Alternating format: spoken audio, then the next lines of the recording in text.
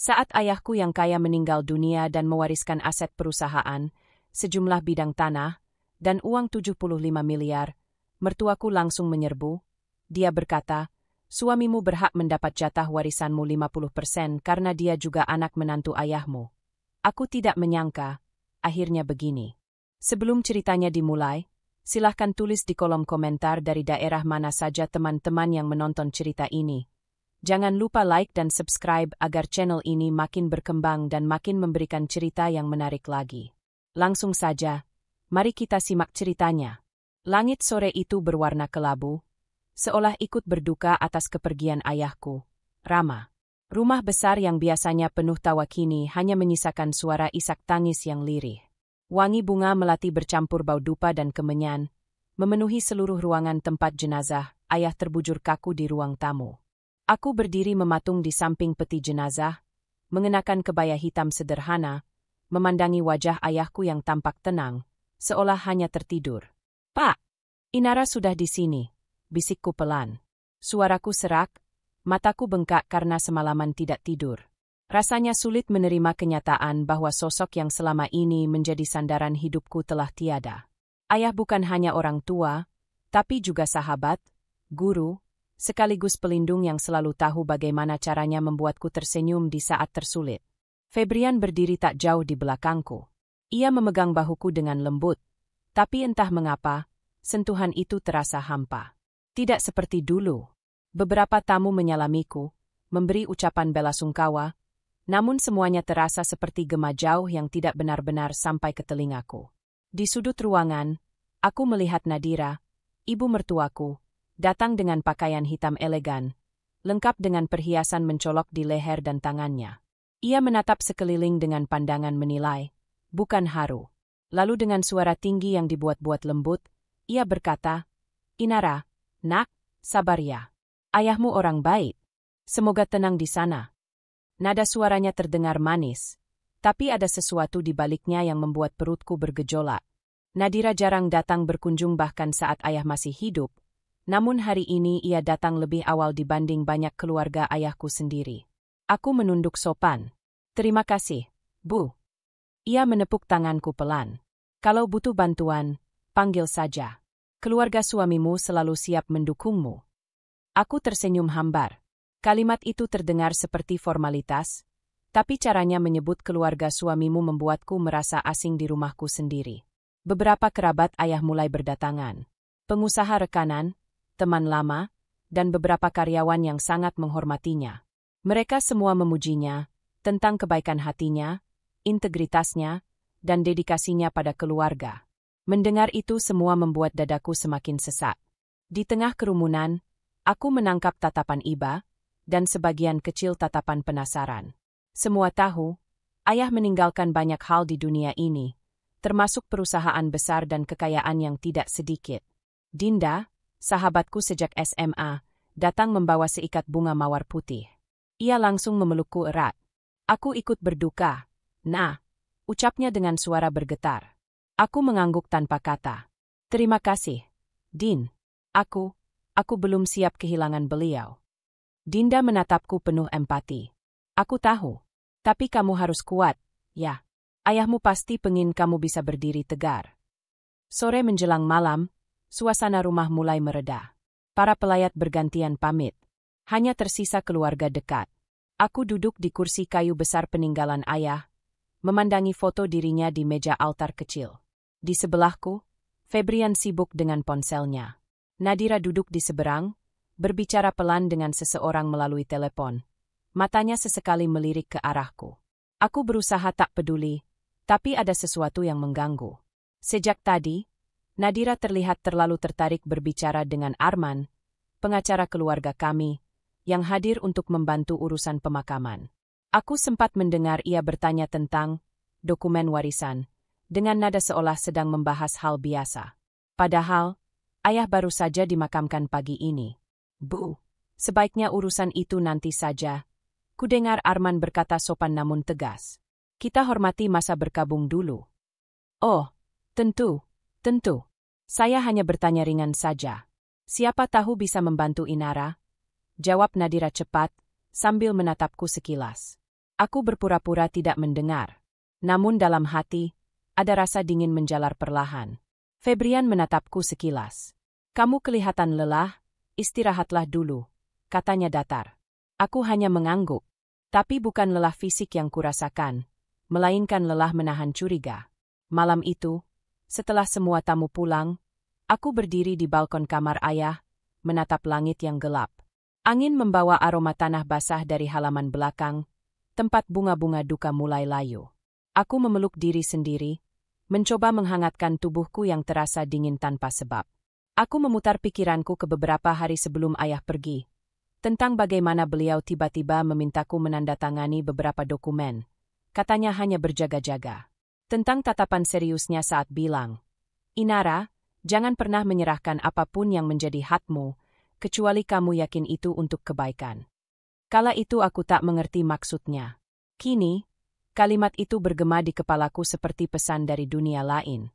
Aku menarik napas panjang, menatap jauh ke arah langit.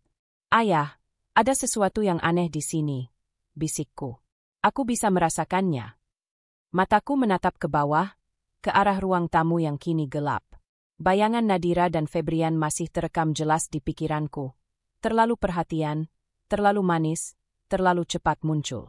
Untuk pertama kalinya sejak pemakaman, air mataku berhenti. Bukan karena tenang, tapi karena aku mulai sadar. Mungkin, kehilangan ayah bukan satu-satunya ujian yang harus kuhadapi. Sesuatu yang lebih rumit sedang menungguku, dan aku harus siap menghadapinya.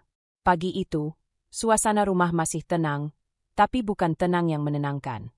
Udara terasa berat, seperti menunggu sesuatu yang tidak menyenangkan terjadi. Di ruang kerja ayah, meja besar dari kayu jati telah disiapkan. Di atasnya, sebuah map coklat dengan cap resmi kantor hukum tergeletak. Di kursi paling ujung duduk Arman, pengacara keluarga kami. Wajahnya tenang namun serius. Aku duduk di sebelah kanan meja, berusaha mengatur napas. Febrian duduk di sampingku, menatap layar ponselnya tanpa banyak bicara.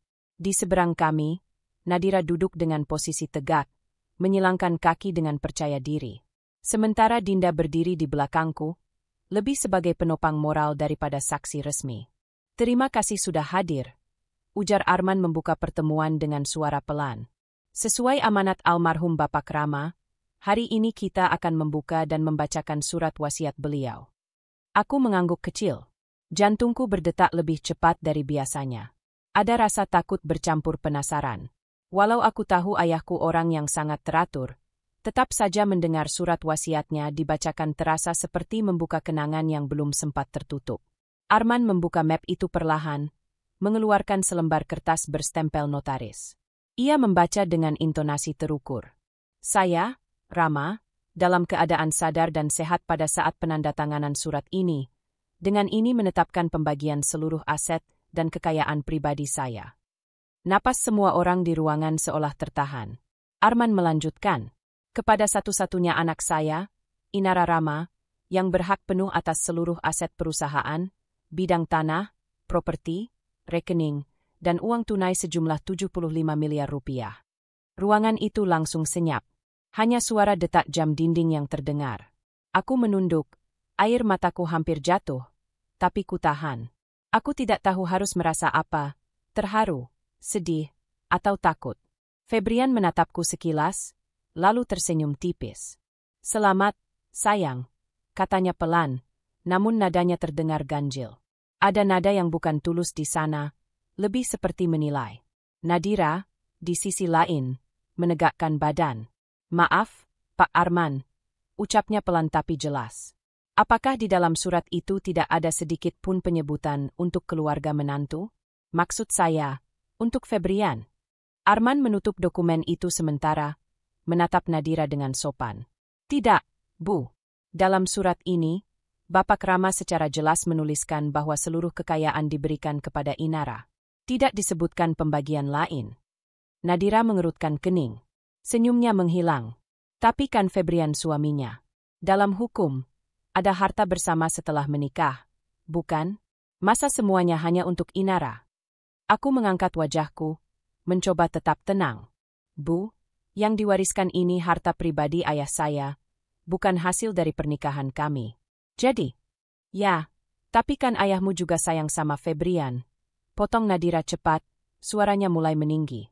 Masa ia tidak ada sedikit pun niat memberi bagian untuk anak menantunya? Kami ini juga keluarga, Inara. Aku terdiam. Dinda menatapku dari belakang, memberi isyarat agar aku jangan terpancing. Arman menengahi dengan nada profesional.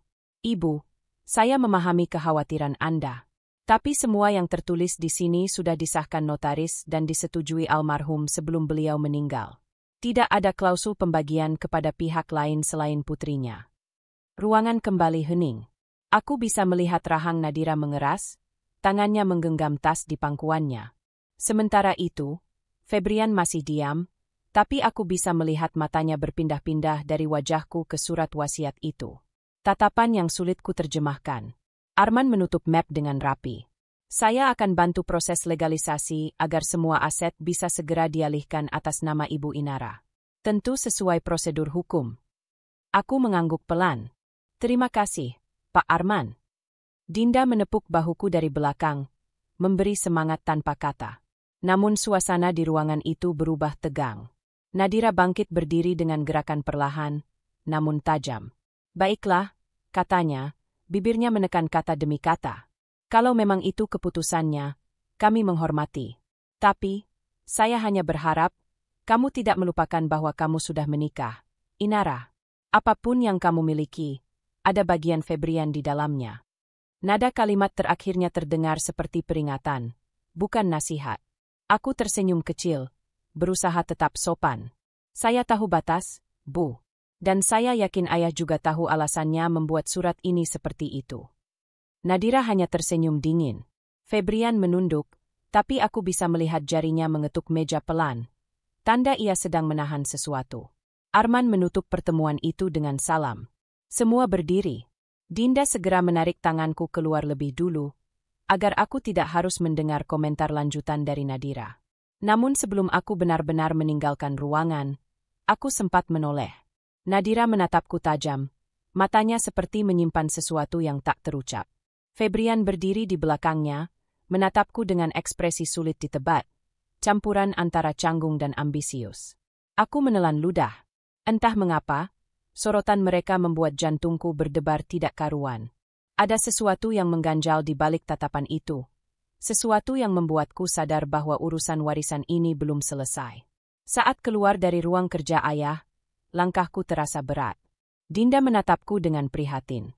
Mereka nggak akan diam saja. Nah, katanya lirih. Aku menatap lurus ke depan, menahan perasaan campur aduk. Aku tahu, Din. Jawabku pelan. Aku bisa merasakannya dari cara mereka memandangku. Dan dalam hati, aku berjanji, apapun yang terjadi nanti, aku tidak akan membiarkan siapapun mengambil apa yang telah ayah percayakan padaku. Pagi itu, rumah terasa hening. Matahari menembus tirai ruang tamu, menciptakan garis cahaya di lantai marmer yang dingin. Aku baru saja selesai menyiapkan teh dan roti panggang untuk sarapan sederhana ketika suara bel berbunyi nyaring.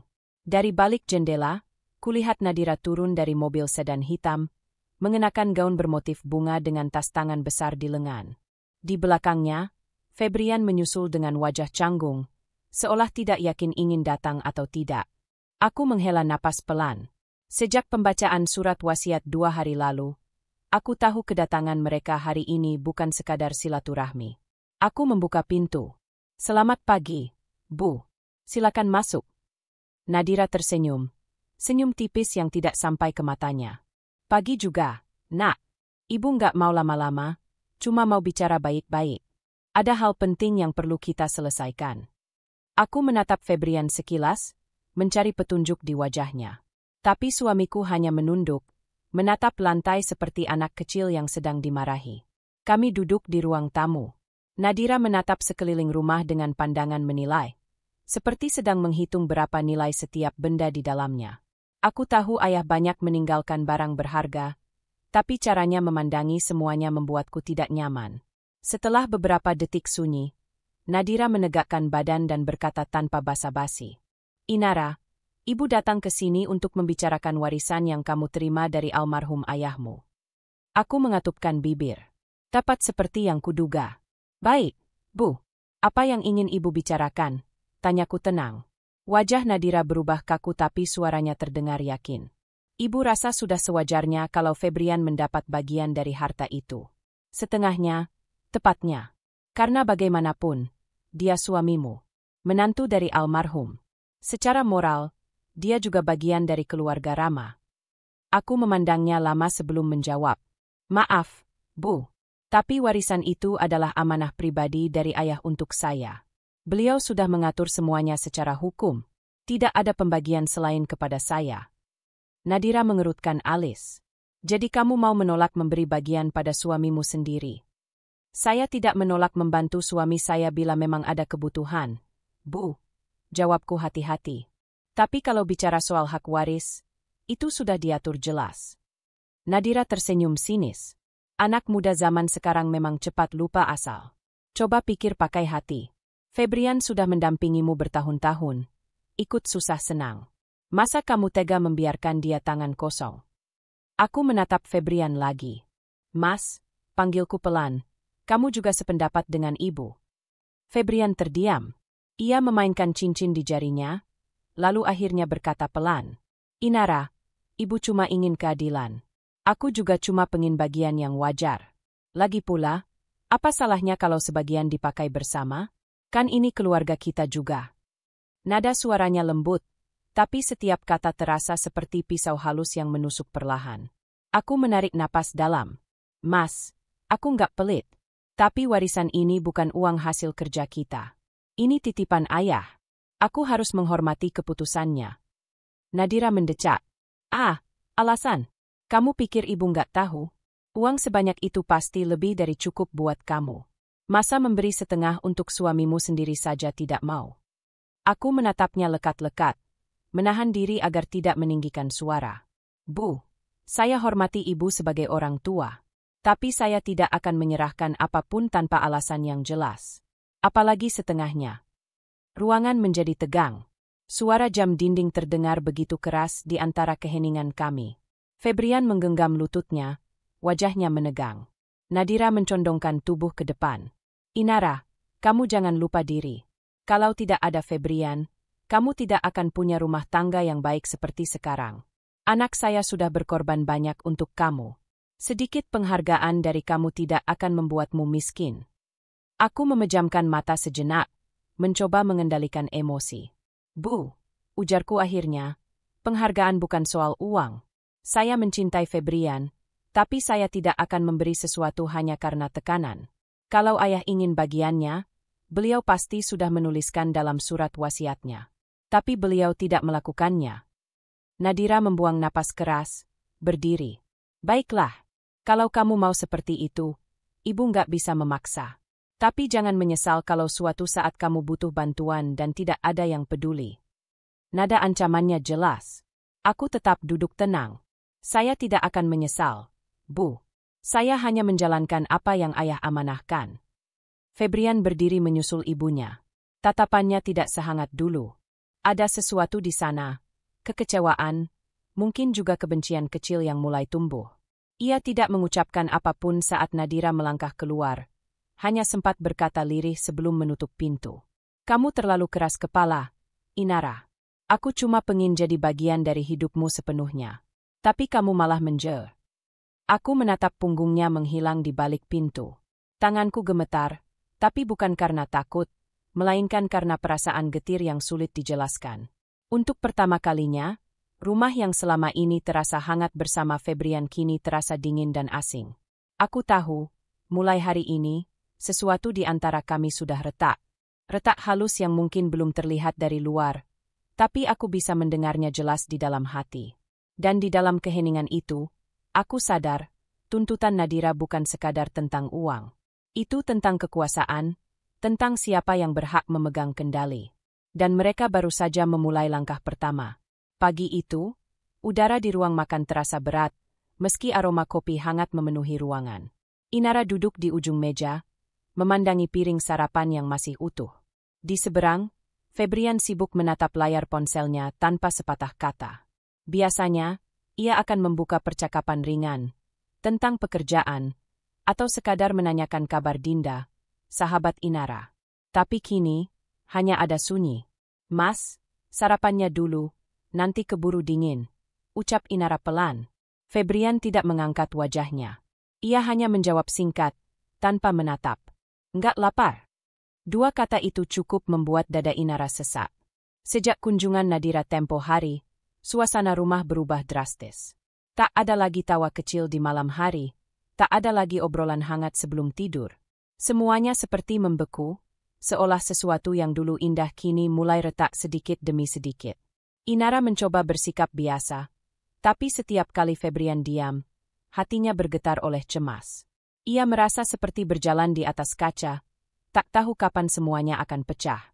Setelah beberapa saat, Febrian berdiri. Aku harus berangkat ke kantor, katanya datar. Inara menatap jam di dinding. Tapi masih jam 7, biasanya kamu berangkat jam 8. Febrian menatap sekilas, wajahnya tanpa ekspresi. Aku mau mampir ke rumah mama dulu. Nada suaranya tenang, tapi kalimat itu menancap seperti jarum di hati Inara. Ia tahu, kunjungan itu bukan sekadar silaturahmi. Ada sesuatu yang mulai tumbuh di antara mereka, sebuah jarak yang dipupuk oleh bisikan ibunya sendiri. Baik, hati-hati ya, Mas. Febrian mengangguk tanpa menatap, lalu berjalan keluar. Pintu tertutup lembut, meninggalkan keheningan yang lebih menyakitkan daripada pertengkaran. Inara menatap kursi kosong di seberang meja. Dulu tempat itu selalu penuh tawa, sekarang hanya dingin. Gumamnya lirih. Siang harinya, Inara mencoba mengalihkan pikiran dengan bekerja. Ia duduk di ruang kerja mendiang ayahnya, menata kembali berkas-berkas lama perusahaan. Di antara tumpukan dokumen, ia menemukan foto lama. Dirinya dan Febrian tersenyum di hari pernikahan mereka, dengan Rama berdiri di belakang mereka, tersenyum bahagia. Matanya terasa panas. Andai ayah masih ada, mungkin semuanya tak akan seperti ini. Saat sore tiba, suara pintu depan berderit. Febrian pulang. Inara segera menghampiri dengan harapan kecil. Barangkali kali ini suasana bisa lebih baik. Mas, kamu sudah makan? Tanyanya lembut. Febrian menaruh tas di sofa dan menjawab tanpa menatap. Udah, Mama masakin. Inara terdiam. Ia ingin tersenyum, tapi bibirnya kaku. Oh, syukurlah. Keheningan kembali turun. Hanya suara detak jam yang terdengar. Inara mencoba memulai pembicaraan lagi. Mas, aku pikir kita bisa bicara baik-baik soal. Febrian langsung memotong, suaranya datar tapi menusuk. Nggak usah bahas itu lagi, Inara. Aku capek. Setiap kali kamu ngomong, ujung-ujungnya pasti sama. Padahal Inara belum menyebut apa-apa. Tapi ia tahu maksudnya. Febrian masih menyimpan luka dari penolakannya beberapa hari lalu. Aku cuma mau memastikan kita baik-baik saja, bisik Inara. Baik-baik aja kok, jawab Febrian singkat, lalu berjalan ke kamar tanpa menoleh. Langkah kakinya berat, tapi hatinya jauh lebih berat. Setiap gerakan Febrian kini seperti menciptakan jarak baru, seperti ada dinding tak terlihat yang makin tinggi di antara mereka. Malam menjelang. Inara duduk di balkon, menatap langit gelap tanpa bintang. Angin malam menyentuh wajahnya lembut, tapi dinginnya menembus hati. Ia mendengar suara air dari kamar mandi. Febrian sedang mandi, bersiap tidur. Biasanya, setelah itu mereka akan berbincang sebelum tidur, membicarakan hal-hal kecil yang justru membuat mereka dekat. Tapi belakangan, Febrian lebih sering memunggunginya di tempat tidur, membiarkan sunyi mengambil alih. Ketika Febrian keluar dari kamar mandi, Inara memberanikan diri berbicara lagi. Mas, aku kangen suasana dulu. Kita bisa bicara seperti dulu nggak? Aku capek kalau terus begini. Febrian hanya berdiri di depan lemari, memilih baju tanpa menoleh. Kamu yang berubah, Inara. Aku cuma mencoba menyesuaikan. Kalimat itu membuat hati Inara remuk. Aku berubah? Suaranya bergetar. Aku cuma mempertahankan apa yang ayah titipkan. Apa itu salah? Febrian menatapnya sebentar, pandangan datar tanpa rasa. Sudahlah, aku mau istirahat. Ia lalu naik ke tempat tidur dan mematikan lampu. Hanya gelap yang tersisa. Inara duduk di tepi ranjang, menatap punggung suaminya yang kini terasa asing. Dalam kegelapan, air mata akhirnya jatuh. Pelan, tanpa suara. Ia tidak ingin Febrian tahu, Tapi mungkin suaminya bisa merasakan getaran kasur setiap kali tubuhnya terguncang karena tangis. Namun Febrian tetap diam, berpura-pura tidur. Inara menutup mulutnya dengan tangan agar tidak terdengar, tapi dadanya bergetar hebat. Ia menangis bukan hanya karena kecewa, tapi karena kehilangan sesuatu yang dulu begitu hangat, rasa aman, kepercayaan, dan cinta yang dulu membuat mereka kuat. Kini semuanya mulai pudar. Yang tersisa hanya dingin yang tak bisa dihangatkan lagi. Dan di tengah malam itu, Inara sadar, keretakan dalam rumah tangganya sudah benar-benar dimulai. Hari itu langit tampak mendung, seolah tahu ada sesuatu yang tak beres sedang disiapkan di balik diamnya waktu. Nadira duduk di sebuah kafe mewah di pusat kota, menatap keluar jendela besar sambil memainkan sendok kecil di cangkir kopinya. Di hadapannya duduk seorang pria paruh baya berjas abu-abu. Rambutnya disisir rapi, ekspresinya licin seperti orang yang sudah terbiasa bermain di wilayah abu-abu hukum. "Saya sudah membaca berkasnya, Bu Nadira," katanya tenang. "Secara hukum, warisan itu memang murni atas nama Inara. Tapi bukan berarti tidak ada celah." Nadira mengangkat wajahnya, sorot matanya tajam. "Celah seperti apa yang Anda maksud?" Pria itu tersenyum tipis. "Bisa saja kita ajukan gugatan atas dasar kontribusi moral dan status sebagai menantu. Itu bisa jadi pintu masuk untuk negosiasi." Nadira mencondongkan tubuh, suaranya lebih pelan tapi syarat ambisi. "Saya tidak butuh negosiasi, saya ingin bagian yang nyata. Setengah dari totalnya." Pengacara bayaran itu menatapnya sejenak, lalu mengangguk pelan. "Bisa diatur, tapi kita harus main bersih di atas kertas, dan kotor." Mereka sama-sama tersenyum samar. Di meja itu, rencana baru mulai disusun. Rencana untuk menekan Inara, bukan dengan teriakan, tapi dengan dokumen dan tanda tangan yang bisa memutarbalikkan keadaan. Sementara itu, di rumah peninggalan Rama, Inara duduk di ruang kerja, menatap tumpukan surat yang belum sempat ia buka. Sejak pertengkaran dengan Febrian, ia lebih banyak menyibukkan diri dengan urusan perusahaan, mencoba menjaga warisan ayahnya tetap aman. Tapi hatinya tak tenang. Telepon berdering. Nama Arman, pengacara keluarga, muncul di layar. "Selamat siang, Nara. Bisa kita bertemu hari ini? Ada hal penting yang perlu kita bahas." Nada suaranya terdengar serius. Tanpa pikir panjang, Inara setuju. Di kantor Arman, suasana formal terasa kental. Dinding kaca tinggi, aroma kopi pahit, dan tumpukan dokumen hukum di meja besar. Arman menyambut Inara dengan wajah tegas namun bersahabat.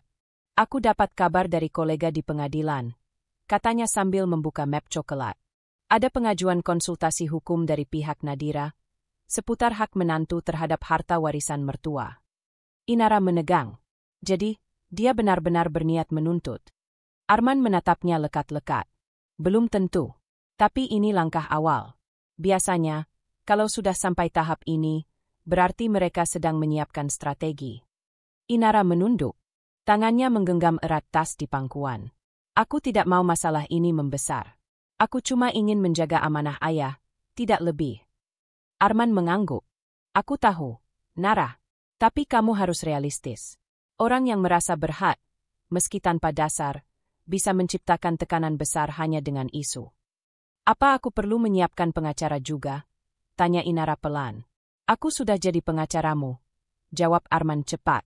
"Tapi kita perlu memperkuat posisi. Pastikan semua aset dan dokumen warisan sudah kamu amankan secara legal, baik sertifikat, rekening, maupun surat saham perusahaan. Jangan ada yang bisa diakses oleh Febrian tanpa izinmu." Inara mengangguk perlahan. "Tapi dia suamiku, Mas Arman. Apa tidak terlalu kejam kalau aku menutup semuanya begitu?" Arman menatapnya dalam, lalu berkata hati-hati. "Kadang, kebaikan bisa jadi senjata yang berbalik ke pemiliknya. Aku tahu kamu mencintai Febrian, tapi sekarang dia bukan sekadar suami. Dia juga orang yang mungkin akan dijadikan alat oleh ibunya." Kalimat itu menampar batinnya. Ia tahu Arman tidak bermaksud menakut-nakuti, tapi realitas yang diucapkannya begitu masuk akal. "Aku cuma ingin menjaga semuanya tetap damai," ucap Inara lirih. "Damai itu baik, tapi kesiapan jauh lebih penting," balas Arman. Ia membuka berkas di mejanya, memperlihatkan beberapa dokumen. Ini salinan surat wasiat ayahmu yang sudah disahkan notaris. Simpan baik-baik, jangan pernah lepas dari tanganmu. Dan satu lagi, aku dengar pengacara yang didekati Nadira bukan orang sembarangan. Dia punya reputasi bermain di wilayah abu-abu. Jadi kamu harus waspada. Inara mengernyit. Kau yakin? Arman menatapnya tajam. Aku sudah lama di bidang ini, Nara. Kalau seseorang seperti Nadira bergerak diam-diam, berarti dia sedang merencanakan langkah licik. Mereka tidak akan menyerang langsung. Mereka akan membuatmu terlihat bersalah di mata hukum, lalu memaksa kompromi. Suasana hening sejenak. Di luar jendela, hujan mulai turun pelan, menimpa kaca seperti mengetuk peringatan. Inara menatap keluar, perasaannya campur aduk antara takut dan marah. Ayah baru saja pergi, tapi rasanya semua orang mulai berubah. Aku bahkan tidak mengenali suamiku sendiri. Arman tidak menjawab. Ia tahu, tak ada nasihat yang bisa benar-benar mengobati luka seperti itu. Yang bisa ia lakukan hanyalah memastikan Inara tidak sendirian menghadapi badai ini. Nara, ucap Arman lembut. Mulai sekarang, jangan pernah menandatangani apapun tanpa aku baca dulu. Jangan biarkan siapapun, termasuk Febrian, mengakses dokumen pribadi atau keuanganmu. Dan kalau ada surat, pesan, atau panggilan mencurigakan, langsung kabari aku. Inara menatap Arman, mengangguk pelan. Baik, Mas. Aku akan hati-hati. Arman berdiri, menepuk pundaknya dengan tenang. Kamu harus kuat, karena aku yakin, ini baru permulaan. Nadira bukan tipe orang yang mudah menyerah. Dan pengacaranya, bukan orang yang bermain bersih. Tatapan Arman penuh kehati-hatian. Ingat kata-kataku, Nara, akan ada langkah licik setelah ini. Siapkan dirimu. Inara terdiam. Di luar, hujan makin deras. Setiap tetes air di jendela terasa seperti pertanda bahwa badai besar benar-benar akan datang. Dan kali ini, ia harus siap menghadapi permainan yang tak lagi sekadar tentang keluarga, tetapi tentang kekuasaan, hukum, dan kelicikan yang bekerja di balik layar. Hari itu sore terasa lebih panjang dari biasanya. Langit di luar jendela rumah Inara mulai berwarna jingga, tapi suasana di dalam rumah justru muram. Sejak percakapan dengan Arman beberapa hari lalu, Inara lebih waspada terhadap segala hal, terutama pada Febrian, suaminya sendiri, yang kini terasa semakin asing. Ia duduk di ruang kerja, mencoba fokus membaca laporan keuangan perusahaan peninggalan ayahnya. Tapi matanya tak bisa lepas dari ponsel di meja.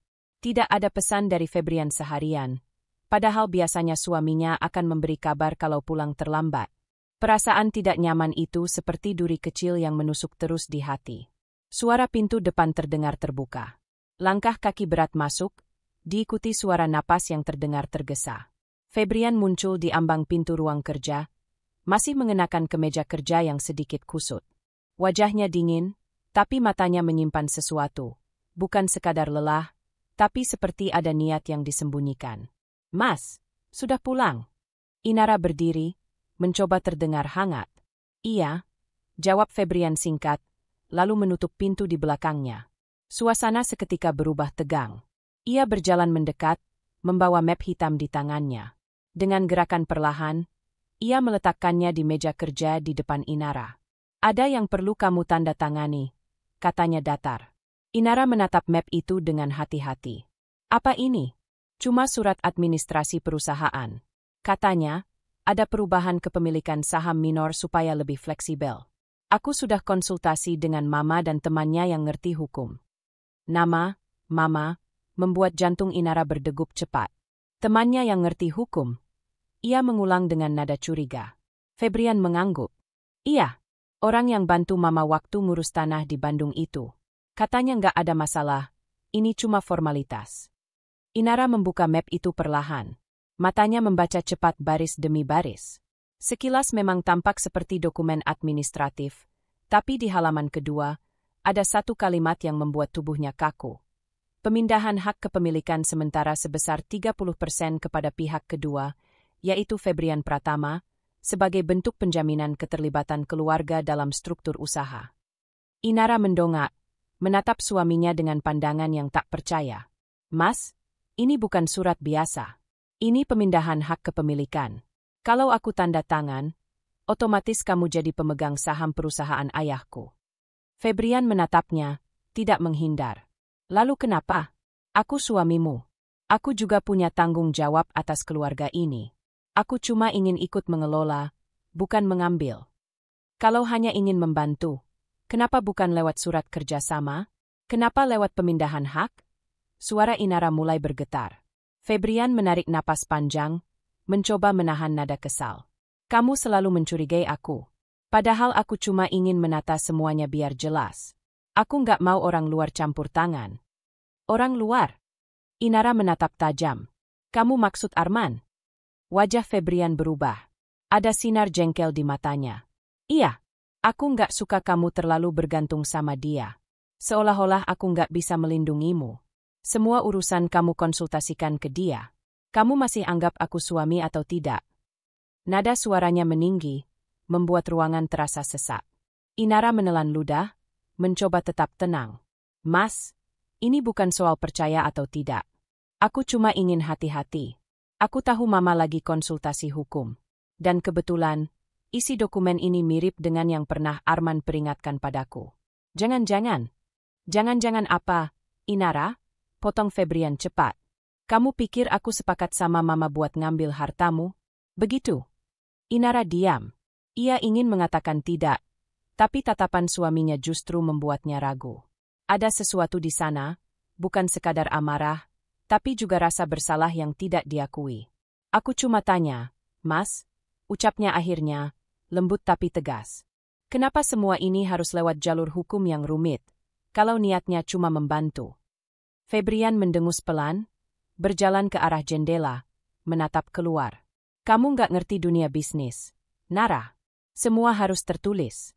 Aku cuma berusaha menata semuanya, tapi kamu malah menolak. Aku bukan menolak, Mas. Aku hanya tidak mau tanda tangan sebelum aku yakin. Febrian berbalik, menatapnya dengan tatapan dingin. Kalau kamu terus menolak, jangan salahkan aku kalau aku mulai mempertanyakan kesetiaanmu. Inara mengerutkan kening. Kesetiaan? Iya, katanya pelan tapi menusuk. Kesetiaanmu sebagai istri. Karena selama ini, kamu lebih percaya sama orang lain daripada sama suamimu sendiri. Kalimat itu seperti cambuk. Inara ingin menjawab, tapi suaranya tertahan di tenggorokan. Ia tahu, percakapan ini bukan tentang kepercayaan, tapi tentang kekuasaan. Setelah beberapa detik hening, Inara berkata dengan suara rendah namun tegas. Mas, aku tetap istrimu. Tapi aku juga anak dari ayahku. Aku harus menjaga amanahnya. Aku nggak bisa tanda tangan dokumen ini tanpa tahu semuanya jelas. Febrian mengepalkan tangan. Rahangnya mengeras. Baiklah, tapi jangan salahkan aku kalau ini bikin hubungan kita berubah, katanya, lalu mengambil map itu kembali dan berjalan keluar tanpa menoleh. Pintu tertutup dengan suara keras, meninggalkan Inara yang terpaku di kursinya. Ia menatap meja di depannya, melihat bekas lipatan map yang tadi disodorkan. Hatinya berdebar cepat. Setiap kata yang diucapkan Febrian tadi terasa asing, seolah bukan keluar dari mulut pria yang dulu menemaninya melalui masa-masa sulit. Perlahan, Inara menatap foto pernikahan mereka di dinding. Senyum Febrian dalam bingkai itu terasa seperti kebohongan yang kini mulai terbongkar. Apa benar, kamu ikut bermain, Mas?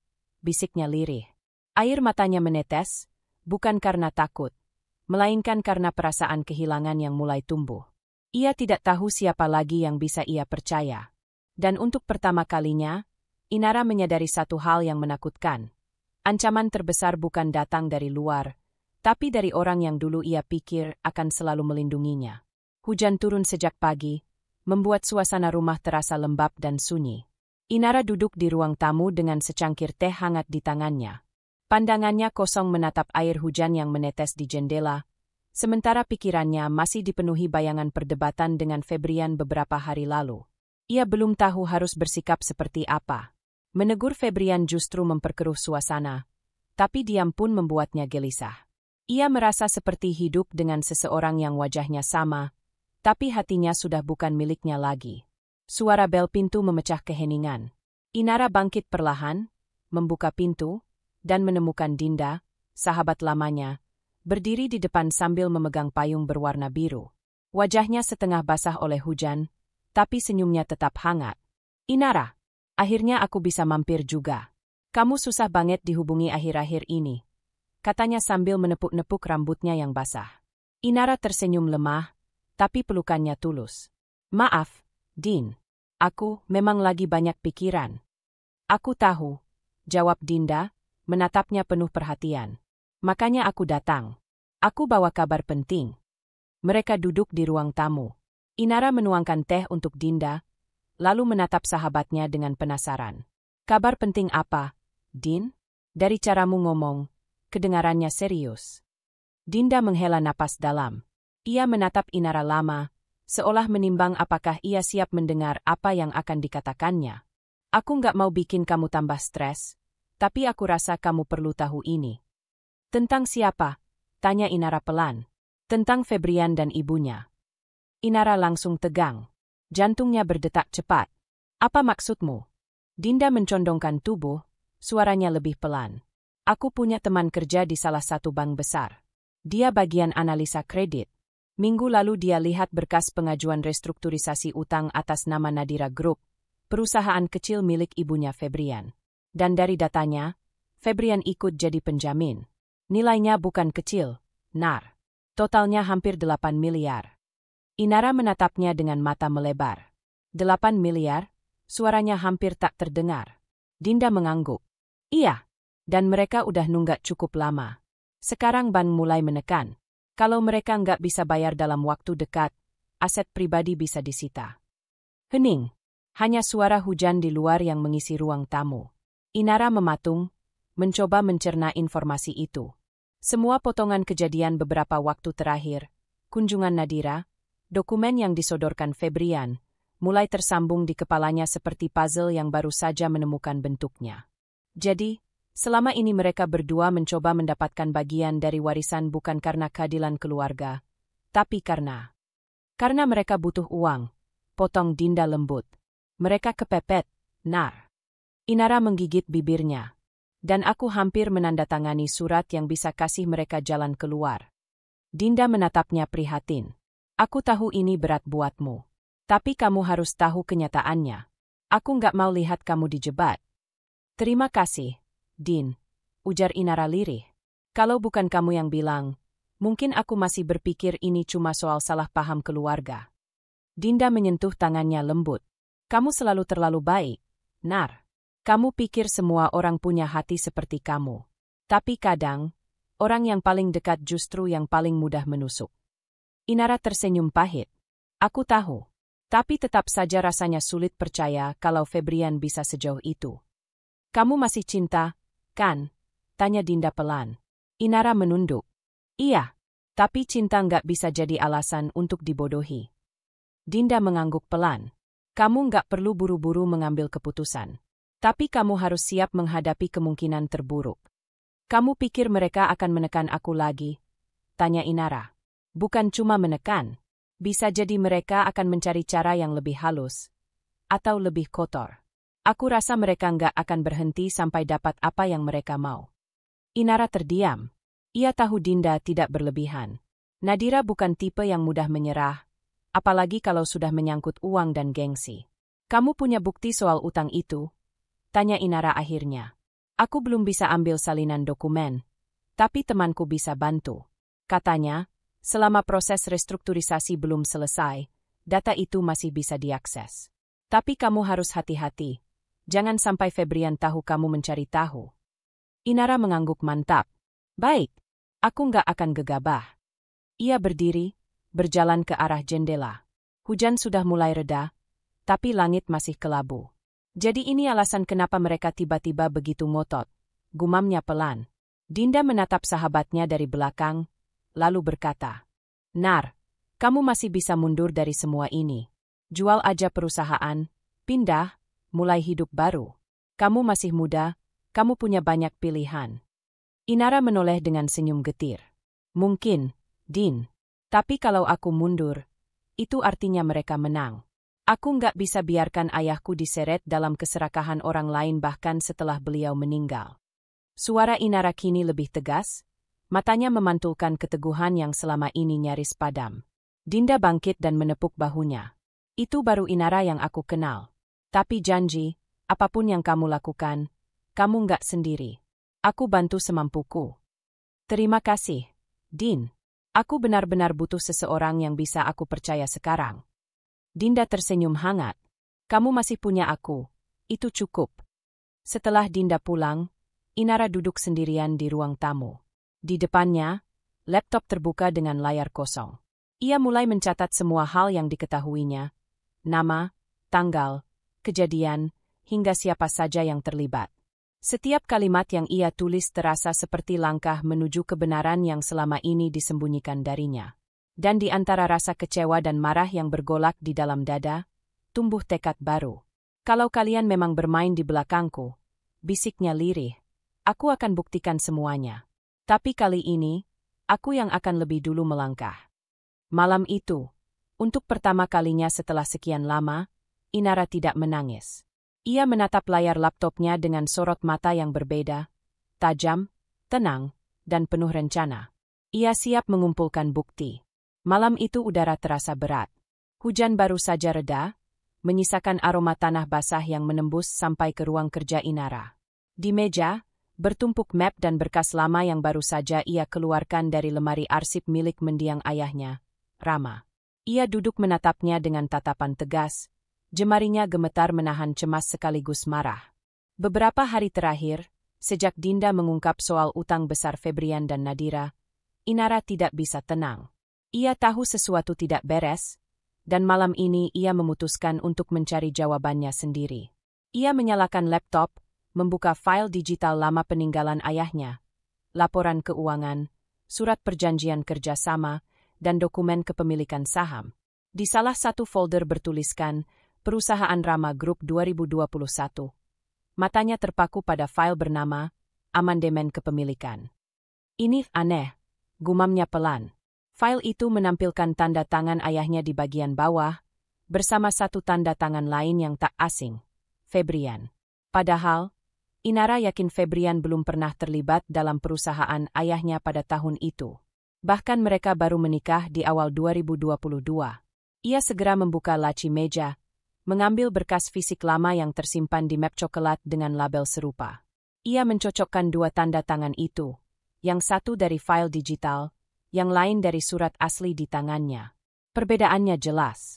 Garis goresan di tanda tangan digital tampak kaku, terlalu rapi, dan tidak punya lekukan khas yang selalu ada di tanda tangan ayahnya. Jantung Inara berdegup cepat. Ia menarik napas dalam, menatap ulang setiap detail. Tidak mungkin, ini dipalsukan. Ia membuka beberapa file lain, kontrak saham, surat pelimpahan aset, dan pernyataan tertulis atas beberapa lahan milik Rama Group.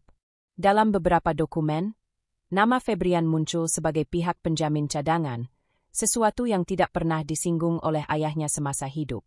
Febrian, apa yang kamu lakukan? Bisiknya pelan, matanya mulai berkaca-kaca. Ia membuka email lama di akun perusahaan ayahnya. Untungnya, semua masih tersimpan di server internal. Ia mengetik nama, Febrian, di kolom pencarian. Muncul beberapa surat elektronik yang mencurigakan. Salah satunya dikirim dari alamat Febrian ke sekretaris Rama Group beberapa minggu sebelum ayahnya meninggal. Subjeknya, dokumen untuk revisi internal. Isi pesannya singkat. Tolong pastikan tanda tangan Bapak sudah ada di berkas sebelum dikirim ke notaris. Saya sudah kirim format digital yang bisa disesuaikan. Harap cepat karena Bapak sedang sibuk. Sekretaris itu membalas. Baik, Pak Febrian. Tapi untuk kepastian, kami butuh konfirmasi langsung dari Pak Rama. Namun balasan itu tidak pernah dijawab. Tidak ada tindak lanjut. Dan berkas yang terlampir, dokumen amandemen kepemilikan, adalah yang sama dengan yang Inara lihat tadi. Kini kepingan puzzle itu terasa menyatu. Seseorang telah menyiapkan dokumen agar terlihat seolah-olah Rama menyetujui Febrian terlibat dalam perusahaan.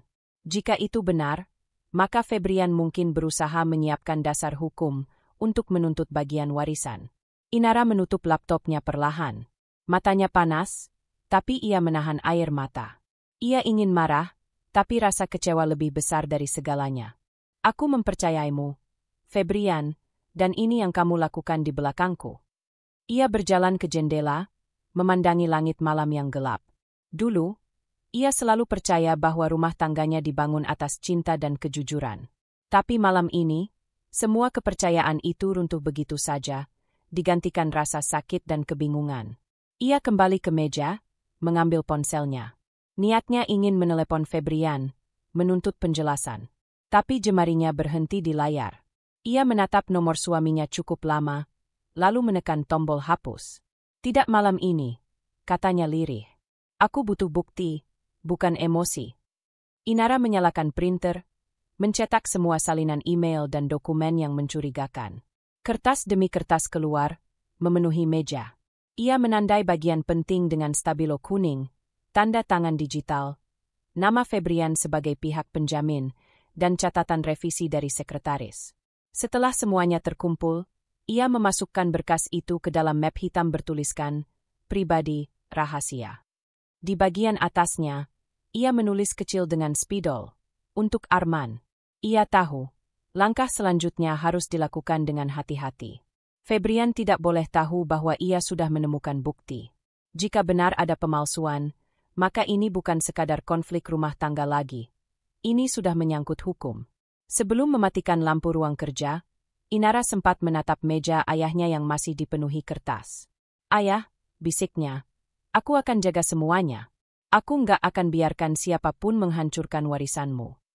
Ia menyimpan map itu di laci besi yang terkunci di bawah meja, lalu menutupnya dengan hati-hati. Kuncinya ia masukkan ke dalam kalung kecil yang selalu ia kenakan sejak lama, kalung pemberian ayahnya saat ulang tahun terakhir sebelum wafat. Malam semakin larut. Rumah sepi, hanya suara detak jam dinding yang terdengar. Inara duduk di tepi tempat tidur, menatap kosong ke arah pintu kamar yang tertutup rapat. Bayangan wajah Febrian terlintas di kepalanya. Tatapan teduh yang dulu menenangkan kini terasa penuh rahasia. Ia memejamkan mata, mencoba menenangkan diri. Besok pagi aku akan menemui Arman, gumamnya. Aku butuh bantuan hukum, sebelum semuanya terlambat. Hening. Tidak ada lagi air mata malam itu. Hanya keteguhan yang perlahan tumbuh di dada seorang wanita yang mulai menyadari bahwa cintanya telah dijadikan alat untuk menipu. Dan di balik kesunyian malam yang pekat, Inara telah berubah, dari istri yang lembut menjadi sosok yang siap melawan kebohongan dengan bukti di tangan. Pagi itu, udara di rumah terasa berat, seolah setiap dinding menyimpan ketegangan yang tak terlihat. Inara berdiri di depan meja makan dengan map hitam di tangannya, map yang berisi bukti tanda tangan palsu dan email mencurigakan. Ia tidak tidur semalam, pikirannya terus berputar antara rasa sakit, marah, dan kecewa yang nyaris tak tertahankan. Ketika Febrian turun dari lantai atas, langkahnya santai seperti biasa. Ia mengenakan kemeja rapi, rambut tersisir sempurna, seolah hidup mereka baik-baik saja. Tapi bagi Inara, wajah yang dulu menenangkan itu kini terasa asing. Kamu kelihatan lelah, ujar Febrian sambil menuang kopi. Kamu nggak tidur? Inara menatapnya lama. Aku nggak bisa tidur, karena ada sesuatu yang harus aku tanyakan. Febrian menatapnya heran. Tentang apa? Inara meletakkan map hitam itu di meja. Suara gesekan kertas terdengar jelas. Tentang ini. Febrian berhenti menuang kopi. Matanya menatap map itu dengan ekspresi yang sulit dibaca. Apa ini? Kamu tahu isinya? Jawab Inara datar. Aku menemukan dokumen perusahaan ayahku. Ada tanda tangan palsu. Ada email yang dikirim dari akunmu. Kamu berusaha masuk ke dalam kepemilikan Rama Group lewat jalan belakang. Febrian menatapnya, lalu tertawa pelan, nyaris sinis. Kamu salah paham, Nar. Itu cuma bagian administratif. Aku bantu waktu itu karena sekretaris perusahaanmu bingung soal format digital. Itu aja. Sekretaris bilang kamu kirim dokumen tanpa konfirmasi ke ayah. Kamu manipulasi filenya. Kamu bicara seolah kamu tahu dunia bisnis lebih dari aku. Balas Febrian, suaranya mulai meninggi. Kamu bahkan gak tahu berapa banyak tanggung jawab yang aku ambil demi bantu kamu urus warisan ini. Inara menatapnya tajam. Bantu? Kamu bahkan berusaha merebutnya. Semua ini tentang uang, kan, Febrian? Tentang utang ibumu. Wajah Febrian menegang. Siapa yang bilang? Nggak penting siapa yang bilang. Yang jelas aku tahu. Aku tahu kamu dan ibumu terlilit utang 8 miliar. Keheningan menggantung sesaat, hanya terdengar suara jam dinding berdetak cepat. Lalu langkah kaki berat terdengar dari arah pintu. Nadira muncul, berdiri dengan tangan di pinggang, ekspresi tajam menghiasi wajahnya. Aku dengar kamu sebut-sebut utang. Inara, katanya dingin. Kamu menuduh kami minta uangmu? Jangan lupa, suamimu itu juga punya hak.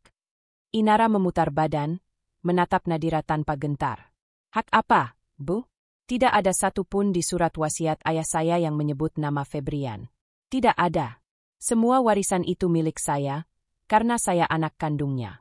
Apa ibu mau ubah hukum hanya karena tamak? Nadira tertawa kecil, tapi matanya menyimpan kebencian. Tamak?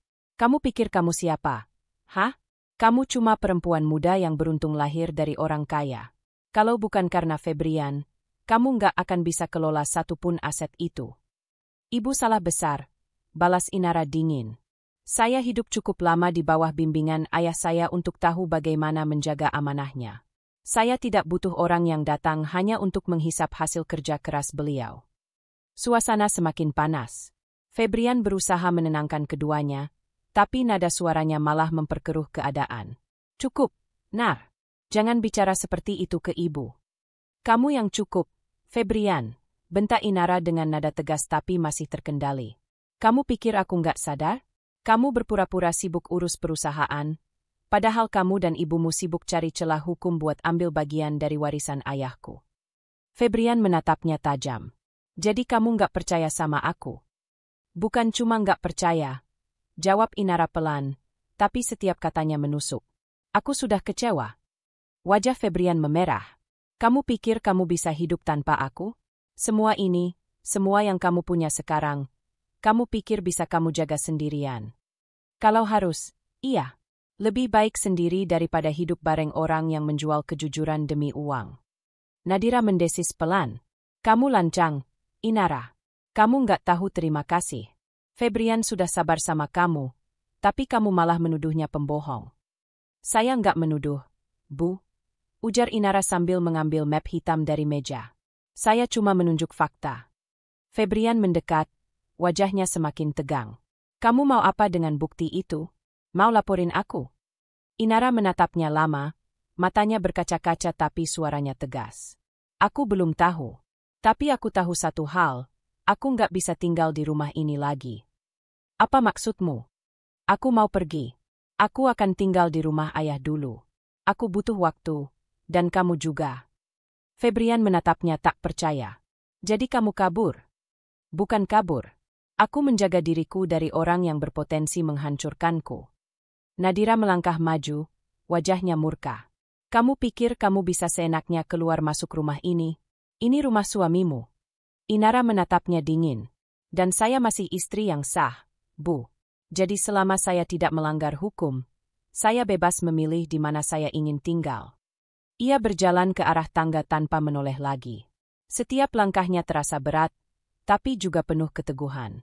Ia mengemasi beberapa pakaian, menyimpan dokumen penting dan kunci di tas kecil.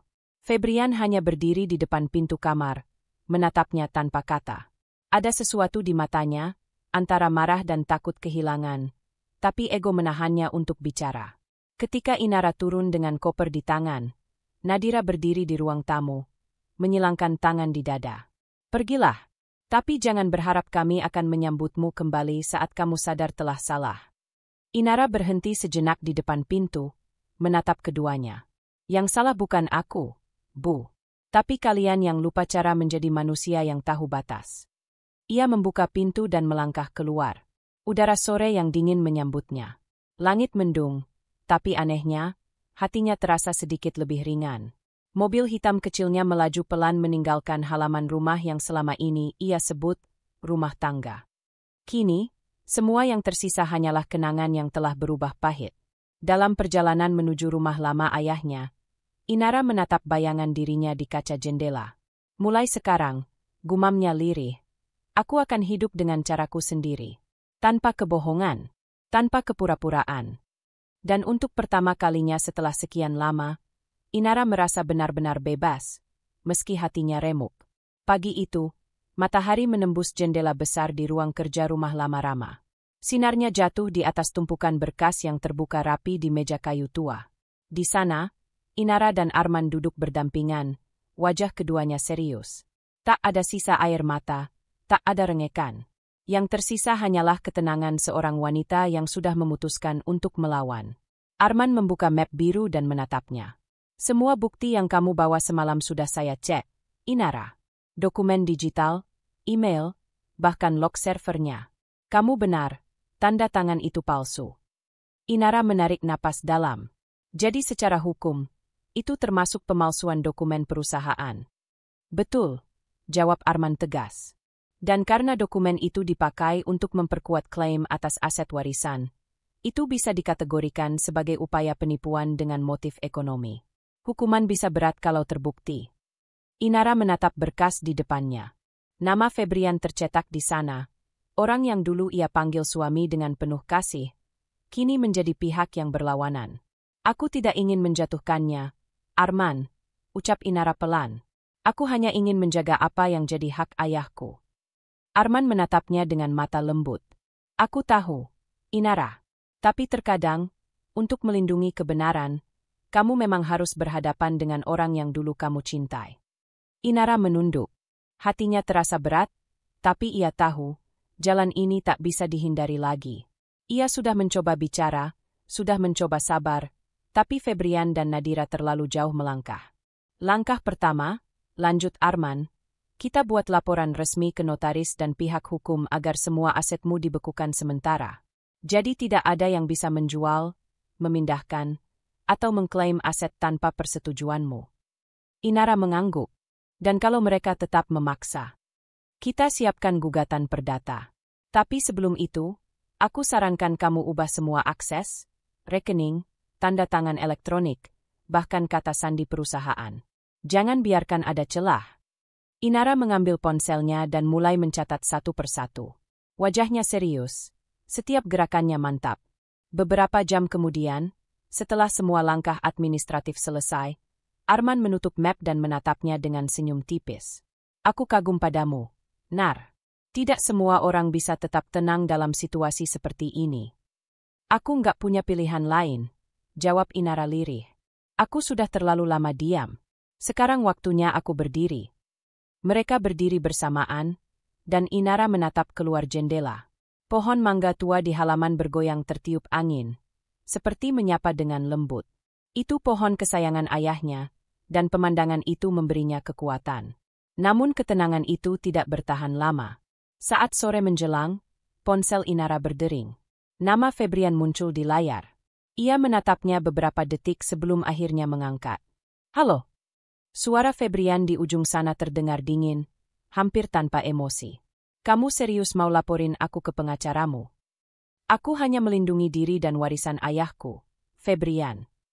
Kamu sadar, apa yang kamu lakukan bisa mempermalukan aku dan keluargaku. Kalau kamu takut malu, seharusnya kamu tidak melakukan hal yang memalukan. Hening sesaat. Suara napas Febrian terdengar berat. Baik, kalau kamu mau main seperti ini, kita main sampai habis. Aku akan ajukan gugatan cerai. Dan aku pastikan publik tahu kamu menolak bagi harta bersama. Inara terdiam. Meski sudah menduga ancaman itu akan datang, mendengarnya langsung dari mulut Febrian tetap menyesakkan dada. Harta bersama, ucapnya pelan. Kamu tahu betul semua yang kumiliki adalah warisan pribadi. Tidak satu pun dari itu hasil kerja bersama. Pengadilan tidak sesederhana itu, Nar, balas Febrian tajam. Aku punya bukti kalau selama pernikahan, aku juga terlibat mengelola perusahaan. Aku akan pakai semua itu untuk menuntut hakku. Inara menutup matanya sesaat, menenangkan diri sebelum menjawab. Lakukan apa yang kamu mau, Febrian. Tapi ingat, setiap langkahmu punya konsekuensi hukum. Aku tidak akan tunduk lagi. Febrian tertawa kecil, getir. Kamu berubah? Tidak, jawab Inara pelan tapi mantap. Aku cuma berhenti dibohongi. Panggilan berakhir. Inara meletakkan ponsel di meja, napasnya panjang. Tangannya sempat bergetar, tapi wajahnya tetap tegar. Ia menatap keluar jendela, melihat langit sore berubah oranye kemerahan. Beberapa menit kemudian, Arman datang kembali membawa beberapa berkas baru. Aku dapat kabar, katanya cepat. Febrian sudah menghubungi salah satu firma hukum kenalanku. Kemungkinan besar dia benar-benar akan ajukan gugatan. Inara menatapnya dengan mata tenang. Bagus. Artinya aku tahu siapa lawanku. Kamu yakin siap menghadapi semua ini? Tanya Arman hati-hati. Ini bukan sekadar perang aset. Ini bisa menjeret reputasi keluarga, bahkan nama ayahmu. Inara tersenyum tipis, tapi matanya tajam. Ayah selalu bilang, jangan biarkan kebaikanmu dimanfaatkan oleh orang yang tidak tahu malu. Aku baru mengerti sekarang maksudnya. Ia berdiri, mengambil map hitam yang kini menjadi simbol tekadnya. Aku siap, Arman. Aku akan hadapi mereka dengan cara yang benar, secara hukum. Arman mengangguk pelan. Baik, besok pagi, kita buat laporan resmi ke notaris dan kepolisian untuk validasi tanda tangan palsu. Setelah itu, kita amankan semua aset pribadi atas namamu. Terima kasih, Arman, kata Inara lembut. Aku berutang banyak padamu. Kamu nggak berutang apa-apa. Kamu cuma melakukan hal yang seharusnya dilakukan oleh seseorang yang menghargai amanah. Ketika malam turun, Inara kembali duduk di meja kerja. Di hadapannya, tumpukan berkas sudah tersusun rapi. Ia memandang satu foto lama, foto dirinya bersama Rama dan Febrian, diambil pada hari pernikahannya. Ia menatap wajah ayahnya dalam foto itu dan berbisik. Ayah, maafkan aku baru sekarang bisa melindungi apa yang ayah tinggalkan. Kemudian ia menatap foto Febrian. Wajahnya tidak lagi menimbulkan rindu, hanya mengingatkan pada pelajaran pahit tentang kepercayaan yang disalahgunakan. Lampu meja masih menyala saat Inara menutup map dan beranjak ke jendela. Di luar, angin malam bertiup lembut, membawa semacam ketenangan baru. Hari ini, ia bukan lagi istri yang terikat oleh rasa takut. Ia adalah Inara, pewaris yang tahu cara menjaga martabat ayahnya dan dirinya sendiri. Dengan langkah mantap, ia menatap ke depan. Tidak ada lagi ragu. Pertarungan hukum telah dimulai, dan kali ini, ia tidak akan kalah. Ruang sidang keluarga itu terasa dingin meski pendingin udara disetel sedang. Aroma kertas, tinta, dan ketegangan bercampur menjadi satu. Di barisan depan, Inara duduk tegak dengan wajah tenang. Di sebelahnya, Arman tampak menyiapkan berkas-berkas dengan gerakan hati-hati tapi penuh percaya diri. Di seberang, Febrian dan Nadira duduk berdampingan. Wajah Nadira datar, namun matanya menyimpan rasa puas yang disamarkan. Febrian tampak rapi, tapi senyum kecil di bibirnya sulit disembunyikan, seolah yakin kemenangan ada di pihaknya. Ketika hakim memasuki ruangan, semua berdiri. Suara palu mengetuk meja menjadi penanda bahwa babak baru dari pertarungan keluarga ini resmi dimulai. Sidang perkara perdata antara pihak penggugat, Febrian Rahman dan Nadira Rahman, melawan tergugat, Inara Prameswari, resmi dibuka. Ujar hakim dengan suara mantap. Silakan pihak penggugat memulai penyampaian. Febrian berdiri, diikuti pengacaranya. Suaranya tenang, tapi di balik setiap kata tersimpan niat menusuk. Yang mulia, klien kami hanya menuntut keadilan. Warisan almarhum Rama Prameswara selama ini dikelola sepenuhnya oleh Inara tanpa memperhatikan hak keluarga lainnya. Ibu Nadira sebagai istri almarhum merasa dikesampingkan. Hakim mengangguk tanpa komentar. Semua masih berjalan sesuai prosedur. Selain itu, lanjut pengacara Febrian, kami menemukan bukti bahwa Inara telah menandatangani dokumen pengalihan aset kepada pihak lain tanpa sepengetahuan keluarga besar. Ini mengindikasikan adanya niat menguasai seluruh warisan. Beberapa hadirin berbisik. Inara menatap lurus ke depan, tak bereaksi. Ia tahu tuduhan itu tidak berdasar. Nadira menatapnya dengan tatapan tajam, seperti ingin memastikan Inara terguncang. Tapi wanita itu tetap duduk tenang, jemarinya hanya menggenggam map berwarna hitam. Giliran Arman berdiri. Suaranya tegas dan datar. Yang mulia, seluruh tuduhan yang disampaikan pihak penggugat tidak memiliki dasar hukum yang sah. Dokumen yang mereka bawa adalah hasil rekayasa, dan kami memiliki bukti yang menunjukkan adanya pemalsuan tanda tangan. Ruangan langsung hening. Hakim menaikkan alisnya. Apakah Anda bisa membuktikan klaim itu, Pak Arman? Arman mengangguk. Ia menyerahkan satu map kepada Panitera. Di dalamnya terdapat hasil pemeriksaan digital forensik dari lembaga independen yang sudah terdaftar di Kemenkumham. Analisis menunjukkan tanda tangan Inara di dokumen pengalihan aset bukan hasil tulisan tangan, melainkan hasil duplikasi digital. Hakim menerima berkas itu, membacanya beberapa saat sebelum menatap ke arah penggugat. Apakah pihak penggugat mengetahui hal ini sebelumnya? Pengacara Febrian tampak gugup. Yang Mulia, kami hanya menerima salinan dari pihak keluarga. Arman tersenyum tipis, tapi tidak mengejek. Yang Mulia, kami juga memiliki bukti transaksi finansial antara salah satu pihak penggugat, Nadira Rahman, dengan seorang pengacara swasta yang diketahui menyediakan jasa legalisasi dokumen palsu. Rekeningnya sudah kami lampirkan. Seketika suasana sidang berubah. Nadira terperanjat. Itu fitnah. Aku tidak pernah. Ibu Nadira, potong hakim dengan nada tegas. Silakan duduk. Pengadilan akan memeriksa bukti terlebih dahulu. Febrian menatap ibunya, wajahnya mulai tegang. Ia mencoba menutupi kepanikan dengan bersandar santai, tapi matanya beralih ke arah Inara, yang kini terlihat jauh lebih tenang dari sebelumnya. Arman kembali bicara, nada suaranya terkendali. Yang Mulia, Inara Prameswari selama ini hanya berusaha menjaga aset yang memang secara hukum merupakan bagian dari wasiat almarhum Rama Prameswara. Tidak ada niat untuk menyingkirkan siapapun. Kami juga melampirkan salinan asli surat wasiat yang telah disahkan notaris pada tanggal dan tempat yang sama, sebelum kematian almarhum. Hakim membaca cepat berkas tersebut. Setelah beberapa menit, beliau meletakkannya kembali dan menatap kedua belah pihak. Dari data yang saya lihat sementara, surat wasiat ini valid dan masih berlaku. Jadi, klaim bahwa Inara menguasai warisan tanpa hak, sejauh ini tidak terbukti. Ruangan mendadak riuh. Beberapa wartawan yang hadir di kursi belakang mulai mencatat cepat. 1-2 kamera bahkan menangkap ekspresi masing-masing pihak. Febrian menatap Inara dengan mata tajam, seperti ingin menuduhnya bermain kotor. Tapi Inara hanya menjawab tatapan itu dengan keheningan. Ia tahu, kebenaran tidak butuh pembelaan panjang. Yang Mulia, kata Arman melanjutkan, kami tidak bermaksud mempermalukan pihak penggugat. Kami hanya ingin menegaskan bahwa setiap tuduhan tanpa dasar dapat merugikan reputasi klien kami. Karena itu, kami meminta pengadilan untuk menolak gugatan ini dan memberi perlindungan hukum bagi Inara. Hakim mengetuk palu pelan. Baik. Pengadilan akan meninjau semua bukti dan menjadwalkan sidang lanjutan minggu depan. Namun, dari hasil pemeriksaan awal, pengadilan menyarankan agar pihak penggugat meninjau ulang klaimnya sebelum proses ini berlanjut. Febrian bangkit setengah berdiri, suaranya meninggi tapi tertahan. Yang Mulia, saya hanya menuntut keadilan. Keadilan tidak bisa dibangun di atas kebohongan, Tuan Febrian, ujar hakim dengan nada datar namun tegas. Silakan duduk. Suasana hening kembali menyelimuti ruangan.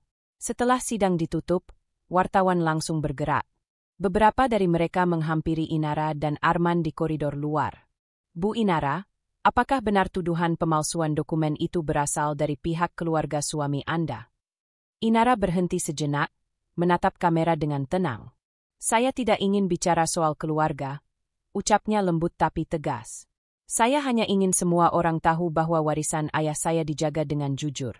Dan saya akan terus melindunginya. Jawaban itu sederhana, tapi langsung menyebar di media dalam hitungan jam. Di platform berita daring, judul-judul mulai bermunculan. Tuduhan palsu terbongkar, Inara pertahankan warisan ayah dengan bukti kuat. Sidang keluarga Prameswara, kebenaran mulai terungkap. Sementara itu, di sisi lain kota, Febrian duduk di dalam mobil bersama Nadira. Wajahnya muram. Nadira diam saja, menatap kosong keluar jendela. Untuk pertama kalinya, mereka tampak tidak lagi yakin pada kemenangan. Dan di rumah ayahnya malam itu, Inara menatap layar ponselnya, melihat pemberitaan tentang dirinya. Ia tak merasa bangga atau puas. Hanya ada kelegaan kecil di dada, karena kebenaran mulai menemukan jalannya. Perlahan, publik mulai berpihak padanya. Dan untuk pertama kalinya sejak semua ini dimulai, Inara merasa ia tidak lagi sendirian dalam memperjuangkan nama baik keluarganya. Senja merayap perlahan di balik jendela rumah peninggalan ayahnya. Cahaya jingga menembus tirai tipis, menerpa wajah Inara yang sedang duduk menatap secangkir teh di hadapannya. Rumah itu kini terasa lebih tenang, tapi juga sepi. Sejak sidang terakhir, ia memilih menjauh dari semua kegaduhan, menata ulang hidupnya tanpa campur tangan siapapun. Suara ketukan di pintu memecah keheningan. Inara sempat ragu. Ia tak menunggu siapapun hari itu. Dengan langkah pelan, ia membuka pintu, dan di sana berdiri Febrian. Penampilannya berbeda dari terakhir kali mereka bertemu di pengadilan. Tak lagi dengan setelan rapi dan tatapan tajam. Kini wajahnya tampak letih, rambutnya sedikit acak-acakan, dan sorot matanya seperti seseorang yang kehilangan arah. "Boleh aku masuk?" Suaranya pelan, nyaris seperti bisikan. Inara tidak langsung menjawab. Ada sejenak jeda sebelum ia melangkah ke samping, memberi ruang tanpa kata. Febrian melangkah masuk, menatap sekeliling rumah yang dulu sempat ia tinggali bersama Inara, rumah yang kini terasa asing baginya. Mereka duduk berhadapan di ruang tamu. Tak ada senyum, tak ada sapaan basa-basi. Hanya keheningan yang menyesakkan. "Aku tahu kamu mungkin gak mau lihat aku lagi," kata Febrian akhirnya. "Tapi aku cuma mau minta maaf atas semua yang sudah terjadi." Inara menatapnya lama. Pandangannya lembut tapi dingin. "Kamu datang untuk minta maaf, atau untuk membicarakan sesuatu?" Febrian menarik napas panjang, pura-pura menenangkan diri. "Aku sadar, aku salah. Aku terbawa emosi. Aku dengar omongan orang. Aku tahu Mama juga salah, tapi dia cuma takut kehilangan anaknya. Dan aku kehilangan arah, Inara. Semua ini terlalu cepat." Ia menunduk, menatap lantai, lalu menatap kembali Inara dengan tatapan penuh penyesalan. "Aku nggak peduli soal uang atau aset. Aku cuma pengen kamu cabut laporan hukum itu. Biar semuanya bisa selesai. Kita bisa mulai dari awal lagi." Kata-kata itu meluncur dengan nada lembut, tapi Inara tidak lagi sama seperti dulu. Ia hanya diam, memandangi wajah suaminya yang kini terasa seperti orang asing. "Kamu datang ke sini bukan karena cinta, Febrian," katanya pelan, tapi tegas. "Kamu datang karena takut kalah." Wajah Febrian menegang seketika. "Bukan begitu, Inara. Aku sungguh-sungguh menyesal. Aku..." "Cukup." Inara memotong tanpa meninggikan suara. "Kamu pikir aku nggak tahu? Dinda bilang kamu dan ibumu masih mencoba menghubungi pengacara bayaran itu. Kamu mau aku percaya kalau semua ini tulus?" Febrian menunduk. Tangannya mengepal di atas lutut, wajahnya memerah menahan emosi. Aku cuma pengen semuanya berakhir baik. Aku nggak mau kamu terus hidup dalam konflik ini. Aku masih sayang kamu, Inara." Inara tersenyum tipis, tapi senyum itu lebih seperti luka yang sudah lama sembuh. Bukan lagi ketulusan yang dulu ia berikan. "Kamu tahu yang paling menyakitkan dari semua ini," katanya lirih. "Bukan kehilangan uang, bukan difitnah. Tapi tahu kalau orang yang aku percaya sepenuhnya justru menikam aku dari belakang." Febrian terdiam. Suasana hening kembali mengisi ruangan. Hanya suara detik jam dinding yang terdengar, berdetak pelan tapi pasti. "Aku sempat berharap kamu bakal datang, bukan untuk bicara soal laporan atau warisan, tapi untuk minta maaf karena sudah menghancurkan kepercayaan," lanjut Inara. "Tapi ternyata, aku masih terlalu bodoh berharap begitu." Febrian berdiri, wajahnya menunjukkan kegelisahan. Ia mencoba mendekat, tapi Inara bangkit terlebih dahulu, berdiri tegak menatapnya dari jarak yang kini terasa sangat jauh. "Inara, tolong dengar dulu. Aku bisa jelaskan semuanya. Aku cuma ingin memperbaiki keadaan." "Keadaan nggak perlu kamu perbaiki, Febrian," balasnya pelan. "Aku sudah melakukannya sendiri." Suara Inara tenang, tapi nadanya menusuk dalam. "Laporan itu tidak akan aku cabut. Karena ini bukan cuma soal hukum. Ini tentang harga diri, tentang kebenaran yang aku perjuangkan sejak awal. Dan kamu sudah memilih berdiri di sisi yang salah." Febrian terdiam, mencoba mencari kata, tapi tak satu pun keluar. Matanya memandang Inara dengan campuran amarah dan penyesalan, tapi wanita di depannya sudah tak goyah. "Kamu nggak tahu apa yang kamu lakukan," katanya akhirnya, suaranya pelan namun getir. "Justru sekarang aku tahu persis apa yang aku lakukan," jawab Inara tenang. "Dan untuk pertama kalinya, aku melakukannya tanpa takut kehilangan siapapun." Senyap kembali merayapi ruangan. Febrian menatap Inara terakhir kali sebelum akhirnya melangkah pergi. Suara pintu tertutup pelan. Tapi bagi Inara, suara itu terdengar seperti garis akhir dari sebuah bab yang panjang dan menyakitkan. Ia berdiri di tempatnya beberapa saat, membiarkan keheningan memeluk dirinya. Ada perih di dada, tapi juga kelegaan yang aneh. Seperti seseorang yang akhirnya bisa bernapas setelah lama tenggelam. Inara berjalan ke jendela, menatap langit senja yang mulai memudar jadi gelap. Di luar sana, kehidupan terus berjalan. Sementara ia baru saja menutup satu lembar terakhir dari kisah yang dulu ia kira akan jadi selamanya. Tangannya menyentuh kaca jendela yang dingin. "Terima kasih sudah datang, Febrian," bisiknya pelan. "Sekarang aku tahu, pengkhianatan terakhir ini bukan akhir, tapi awal dari kebebasanku." Dan malam pun datang, membawa keheningan yang tidak lagi menyakitkan. Inara menatap keluar dengan tenang, karena untuk pertama kalinya, ia melangkah tanpa beban, tanpa bayangan siapapun di belakangnya. Langit pagi itu cerah, seakan ikut merayakan berakhirnya sebuah perjalanan panjang yang penuh luka. Di luar gedung pengadilan, wartawan sudah menunggu. Kamera mereka siap merekam setiap ekspresi yang keluar dari wajah para pihak yang baru saja menyelesaikan sidang terakhir. Namun, di tengah hiruk-pikuk itu, Inara tetap berjalan tenang. Langkahnya mantap, wajahnya teduh, dan senyumnya tipis namun tulus. Di sebelahnya, Arman menenteng map hitam yang berisi keputusan resmi. Gugatan Febrian dan Nadira ditolak sepenuhnya. Lebih dari itu, hakim memutuskan bahwa keduanya bersalah atas upaya pemalsuan dokumen serta pencemaran nama baik. "Kamu menang, Inara," ujar Arman dengan nada lega. Hakim menolak seluruh klaim mereka, dan malah memerintahkan pembayaran ganti rugi. "Semua asetmu aman?" Inara hanya menatap lurus ke depan. "Aku bukan ingin menang, Arman. Aku cuma ingin kebenaran tetap berdiri. Aku ingin ayahku tidak malu di sana," katanya pelan. Arman menatapnya sebentar, lalu mengangguk kecil. "Ayahmu pasti bangga." Mereka melangkah keluar dari gedung. Di sisi lain, Febrian dan Nadira baru saja turun dari mobil. Wajah mereka pucat. Tak ada senyum, tak ada gengsi yang tersisa. Dunia seolah menelanjangi segalanya di hadapan publik.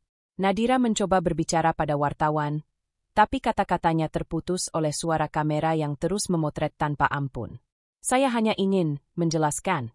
Bu, apakah benar Anda terbukti memalsukan tanda tangan Inara? Bagaimana dengan utang Anda ke pengacara bayaran itu?" Pertanyaan demi pertanyaan menghujani mereka. Nadira akhirnya menunduk, menjeret langkah menjauh.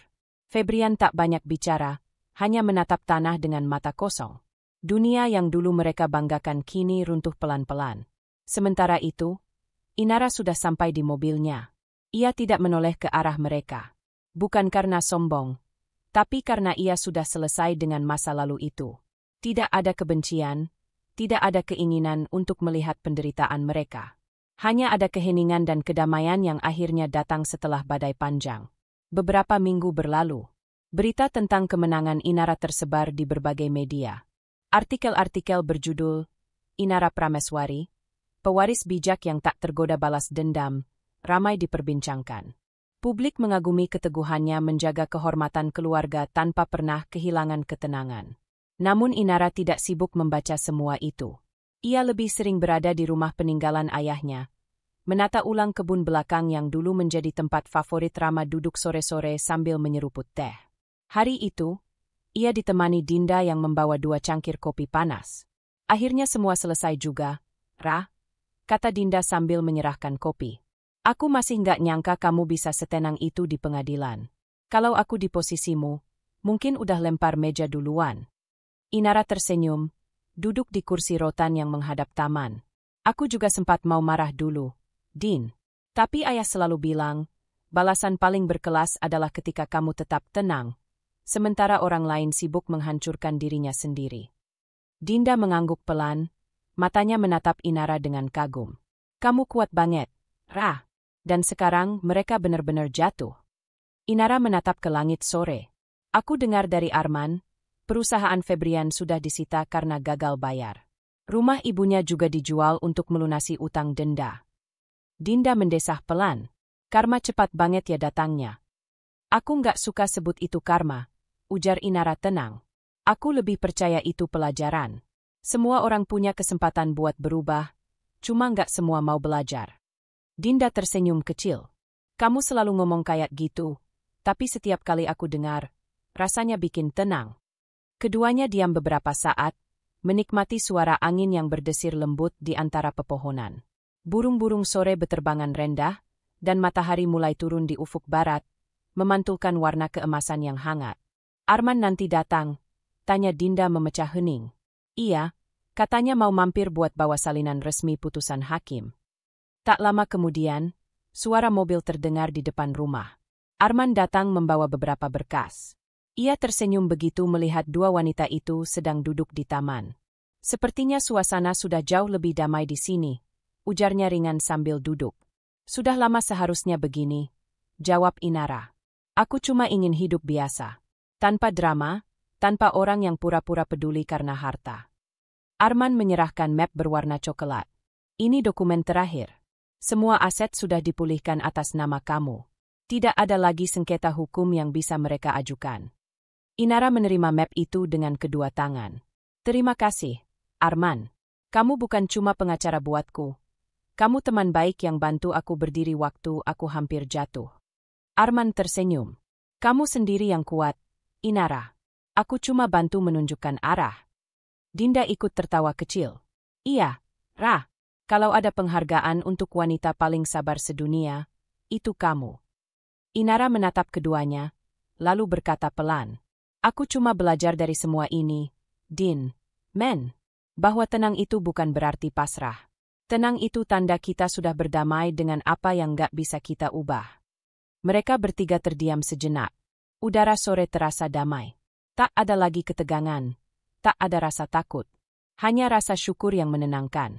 Burung-burung kembali ke sarang, dan matahari tenggelam di balik pepohonan besar di ujung taman. Inara menatap langit yang mulai gelap, tapi hatinya terasa terang.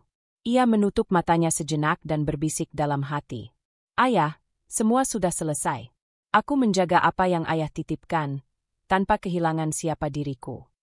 Malam turun perlahan, membawa ketenangan yang tulus. Dan untuk pertama kalinya setelah sekian lama, Inara tersenyum tanpa beban. Karena balasan paling indah memang datang dalam ketenangan, bukan dalam amarah.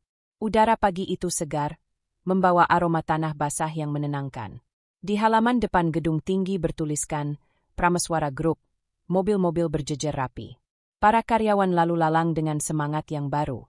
Setelah sekian lama terombang-ambing dalam ketidakpastian, perusahaan peninggalan almarhum Rama Prameswara kini bangkit kembali di bawah kepemimpinan baru, Inara. Wanita itu berdiri di depan jendela besar ruang direksi di lantai atas, menatap kota yang perlahan hidup di bawah sinar matahari pagi. Di tangannya, segelas kopi hitam mengepulkan aroma lembut. Matanya menatap jauh, bukan dengan kesedihan, melainkan dengan ketenangan yang penuh keyakinan. Sudah hampir 2 bulan sejak semua persoalan selesai. Tak ada lagi kabar buruk, tak ada lagi tekanan batin. Yang tersisa hanyalah dirinya, dan dunia yang perlahan ia bangun ulang dengan caranya sendiri. Pintu ruangannya diketuk pelan. Masuk, ucapnya lembut. Dinda muncul sambil membawa beberapa map laporan keuangan. Wajahnya cerah, matanya berbinar dengan semangat baru. Pagi, bos, katanya sambil terkekeh. Tuh, laporan keuangan bulan ini. Nggak nyangka ya, pendapatan naik 20% sejak kamu turun langsung. Inara tersenyum, menerima map itu. Aku bukan bos, Din. Kita kerja bareng. Aku cuma belajar melanjutkan apa yang ayah mulai. Dinda duduk di hadapan meja besar itu, menatap sahabatnya dengan kagum. Tapi, jujur ya, Ra, kamu berubah banget. Dulu aku kenal kamu sebagai cewek yang lebih suka diam di rumah, nggak mau urus bisnis. Sekarang lihat kamu, rapat pagi sore, bikin strategi, bahkan ngerti laporan saham. Inara terkekeh pelan. Kadang hidup memang harus memaksa kita dewasa. Aku cuma nggak mau semua perjuangan ayah sia-sia. Ia membuka map laporan itu, membaca perlahan. Matanya menelusuri setiap angka, bukan sekadar mencari kesalahan, tapi memastikan setiap hal berjalan sesuai nilai yang ia pegang, kejujuran dan kerja keras. Kita buka cabang baru bulan depan, kata Dinda antusias. Arman juga bilang akan bantu dari sisi legal. Kamu yakin siap? Aku siap, jawab Inara singkat tapi mantap. Aku udah terlalu lama diam. Sekarang waktunya bergerak, tapi dengan cara yang tenang dan bersih. Dinda menatapnya lama. Aku masih suka heran. Ra, kamu nggak pernah terlihat dendam. Padahal semua yang kamu lalui dulu berat banget. Inara tersenyum samar, menatap keluar jendela. Aku belajar, Din. Hidup nggak selalu adil, tapi bukan berarti kita harus jadi orang yang pahit. Kadang kehilangan justru cara Tuhan menunjukkan kemampuan kita bertahan. Suasana ruangan itu terasa damai. Tak ada hiruk-pikuk seperti ruang direksi pada umumnya. Inara sengaja menata ruangannya dengan sederhana, tanpa banyak perabot mewah, hanya rak buku, beberapa tanaman hijau, dan foto ayahnya tersenyum di meja kerja. Ia menatap foto itu sejenak. Aku janji, Ayah, perusahaan ini akan tetap berdiri dengan cara yang Ayah ajarkan. Jujur, adil, dan tidak serakah. Gumamnya dalam hati. Dinda memperhatikan Inara diam-diam. Ada sesuatu yang berbeda dari cara wanita itu kini berbicara. Tenang, matang, dan berwibawa, tapi tetap lembut. Seperti seseorang yang sudah berdamai dengan seluruh masa lalunya. Tiba-tiba ponsel Dinda bergetar. Ia melihat layar dan berkata, Arman mau mampir siang ini. Katanya mau bahas kerjasama dengan investor baru. Bagus, jawab Inara. Kita sambut dia dengan teh favoritnya. Katanya dia lebih suka teh daripada kopi sekarang. Dinda tertawa. Kamu masih hafal aja, padahal kamu sekarang direksi besar. Nggak ada yang berubah, Din, balas Inara. Jabatan cuma nama. Nilai diri tetap sama. Tetap harus tahu caranya menghargai orang. Waktu berjalan cepat. Siang itu, mereka bertiga makan bersama di ruang rapat kecil. Arman datang membawa kabar baik. Investor baru dari luar negeri tertarik berkolaborasi dengan Prameswara Group untuk proyek energi hijau. Mereka tertarik karena kamu punya reputasi bersih, ujar Arman sambil tersenyum. Mereka bilang, kami percaya pada orang yang bertahan dalam badai tanpa kehilangan arah. Inara tersenyum hangat. Aku cuma berusaha jujur. Men, kadang, itu aja yang dibutuhkan dunia ini. Kejujuran yang gak dijual dengan harga apapun. Mereka bertiga tertawa kecil. Obrolan berlangsung ringan, penuh optimisme. Tidak ada lagi bayang-bayang masa lalu, tidak ada lagi rasa takut akan kehilangan. Sore hari, setelah semua pekerjaan selesai, Inara berdiri di balkon lantai atas. Kota di bawah sana tampak sibuk, tapi baginya semua terlihat indah. Angin sore berhembus lembut, membawa aroma kembang dari taman depan gedung. Ia menarik napas dalam-dalam. Semua yang ia lalui, duka, pengkhianatan, dan perjuangan, ternyata bukan untuk menghancurkannya, melainkan untuk membentuknya menjadi seseorang yang lebih kuat. Hidup ini bukan tentang berapa kali kita jatuh, katanya pelan, seolah berbicara pada dirinya sendiri. Tapi tentang bagaimana kita berdiri dengan tenang setelah semuanya runtuh. Langit sore berubah keemasan. Cahaya mentari memantul di kaca jendela, membuat bayangan Inara tampak menyatu dengan pemandangan kota. Dari jauh, suara Dinda memanggil. Ra, ayo pulang. Kita makan malam bareng kayak dulu. Inara menoleh dan tersenyum. Iya, sebentar. Ia menatap sekali lagi ke arah gedung yang kini menjadi tanggung jawabnya, lalu berbisik pelan. Terima kasih, Ayah. Aku sudah di sini, melanjutkan apa yang Ayah mulai. Dengan langkah ringan, ia meninggalkan balkon. Tidak ada air mata, tidak ada lagi beban. Hanya ketenangan, keyakinan, dan rasa syukur yang mengisi dadanya. Hari itu, Inara resmi memulai kehidupannya yang baru, bukan sebagai pewaris harta, tapi sebagai pewaris nilai. Dan di balik senja yang perlahan turun, ia tahu satu hal pasti. Hidupnya kini miliknya sepenuhnya, dan ia siap menjalani setiap langkahnya dengan tenang, berani, dan bahagia. Langit pagi itu berwarna abu lembut. Di antara pepohonan Kamboja yang berguguran di taman pemakaman keluarga Prameswara, langkah Inara terdengar pelan tapi pasti. Angin berembus lembut, membawa aroma tanah basah dan wangi bunga melati yang ia bawa dalam keranjang kecil. Ia mengenakan gamis putih sederhana dan kerudung krem muda, wajahnya tanpa riasan berlebihan. Hanya ketenangan yang memancar dari matanya. Sudah lama ia tak datang ke tempat ini. Setelah semua yang terjadi, baru hari ini ia merasa benar-benar siap. Di depan pusara Rama Prameswara, ia berhenti. Batu nisan putih itu berdiri kokoh, dikelilingi bunga Kamboja yang berguguran seperti serpihan kenangan masa lalu. Perlahan, ia menunduk, meletakkan bunga melati di atas pusara, lalu duduk bersimpuh dengan tenang. "Assalamualaikum, Ayah." Suara itu lirih, namun mengandung ribuan makna yang tak bisa sepenuhnya dijelaskan kata-kata. Inara memejamkan mata, membiarkan keheningan berbicara. Hatinya seperti ditarik mundur ke masa lalu, ke hari-hari di mana ayahnya selalu tersenyum sabar di meja makan, menasehatinya untuk menjadi kuat tanpa kehilangan kebaikan. Kini, semua itu tinggal kenangan, tapi bukan kehilangan. Karena setiap ajaran Rama telah tumbuh menjadi bagian dari dirinya. "Ayah tahu enggak?" ujarnya pelan sambil tersenyum samar. "Perusahaan yang ayah bangun, sekarang sudah kembali berdiri kokoh. Aku jaga semuanya sesuai yang ayah ajarkan, tanpa tipu, tanpa serakah, tanpa melupakan orang-orang yang membantu." Matanya mulai berkaca-kaca, tapi bukan karena sedih. Air mata itu terasa berbeda, seperti tetesan rasa syukur yang datang setelah badai panjang. "Aku dulu sempat takut, ya. Takut nggak sanggup menghadapi semuanya sendirian. Tapi ternyata, Tuhan nggak pernah benar-benar meninggalkan. Selalu ada jalan, selalu ada orang baik yang datang di waktu yang tepat." Inara menatap langit. Awan bergerak perlahan, membentuk celah kecil di mana sinar matahari menembus lembut ke bumi. Ia tersenyum.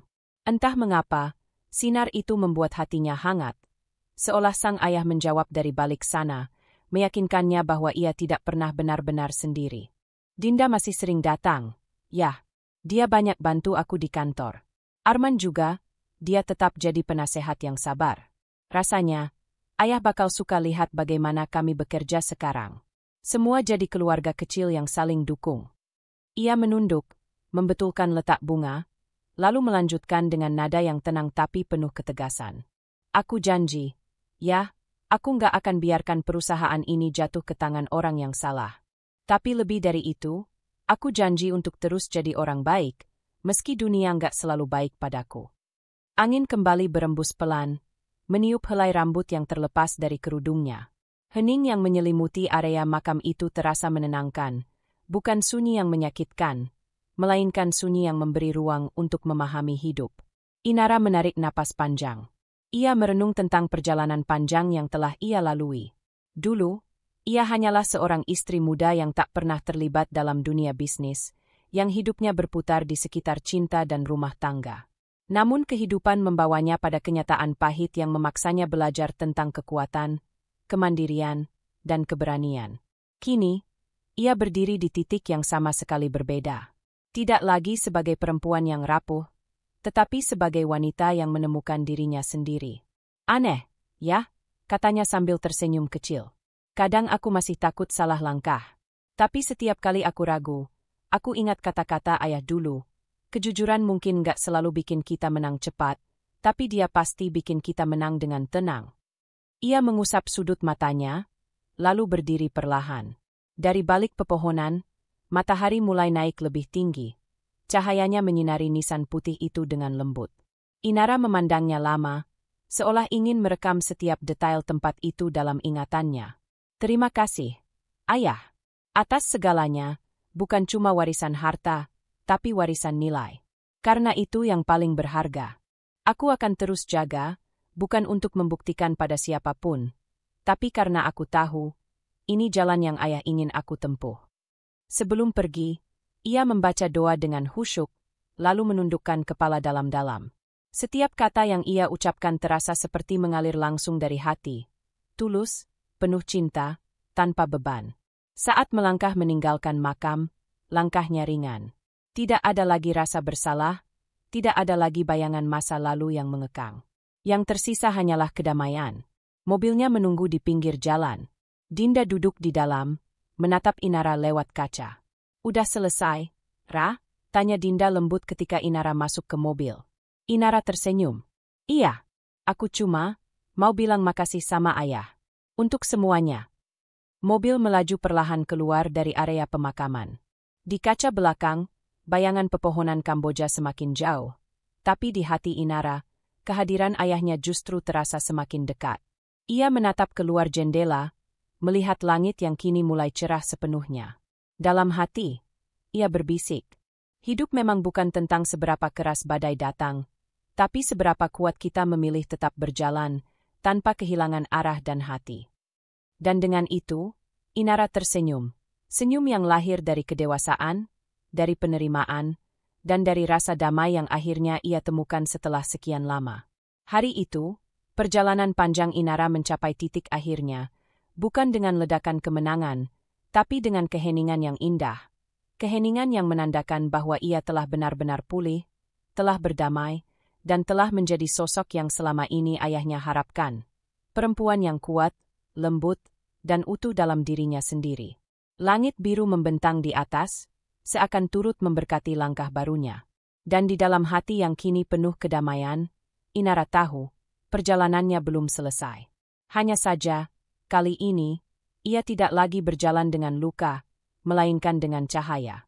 Kisah Inara bukan sekadar tentang warisan, tapi tentang menemukan kembali harga diri, keteguhan, dan arti dari menjadi perempuan kuat tanpa kehilangan kelembutan hati. Setiap luka telah membentuknya menjadi pribadi yang lebih matang, dan setiap kehilangan justru mengajarinya arti sebenarnya dari memiliki. Kalau kamu suka dengan kisah penuh makna seperti perjalanan Inara ini, tentang perjuangan, harga diri, dan ketulusan, jangan lupa subscribe, like, dan aktifkan lonceng notifikasi agar kamu nggak ketinggalan kisah-kisah menarik lainnya.